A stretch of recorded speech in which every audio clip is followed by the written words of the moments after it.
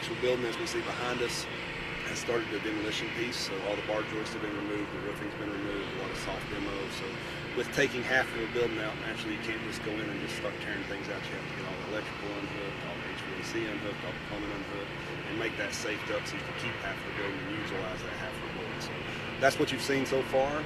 Used to be over here in turn one, there was Sunoco pumps and Sunoco tanks. Those have been removed. Actually, NASCAR does things mobilely now, so we found out that we don't have to have those pumps because they bring all that system in. It opens us up for not just the baseball game, but a lot of stuff in the future to be able to utilize that space. So that was a bonus to us whenever we found out we were running the baseball game, that we could also get rid of the Sunoco pumps. The Sunoco signs that were in place, naturally it wouldn't be good to have a Sunoco sign right in the middle of center field whenever we're playing a game, so those Sunoco signs have been taken down. And what hasn't started yet, but will start here soon in the next week, are the walls. The pit walls have to be cut down. And as you see the pit walls now, they're roughly 24 inches. Again, it would be great to have a game with walls running through fields, so those have to be cut off and removed.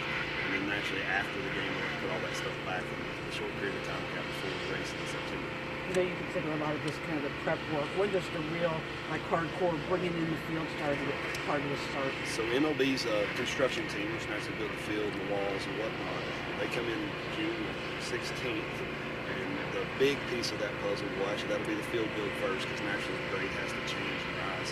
So that's the bulk of the work, and it's kind of a lot of dump trucks and things that'll be moving in, a lot of things that aren't conducive to all the things outside of the field.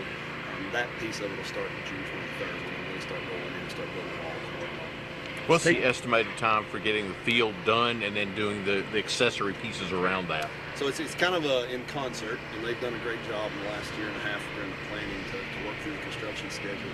They've got a great team as well that's really, they do this a lot. This isn't the first time they've done it. Naturally, it's the first time in a racetrack, but not the first time they're doing special events.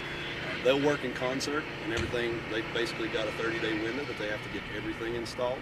So once the field's in place, the stone's in place, naturally that opens up the team to come in and start laying the turf and get the field itself prepped with the walls and whatnot. And then the clubhouses and all those pieces that happen behind that will be in coordination with, right? So you try to get the bulk and all the equipment that's going to be moving first. So the first couple of weeks is really the push for that. And once those first 2 weeks are done, they roll into the rest of the pieces. How tight is your schedule, and how many days do you have for rain?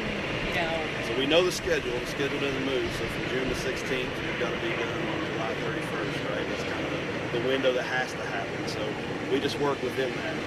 If rain happens, we find ways to work when it's not raining. So you don't build a float time in there, but the schedule's really tight.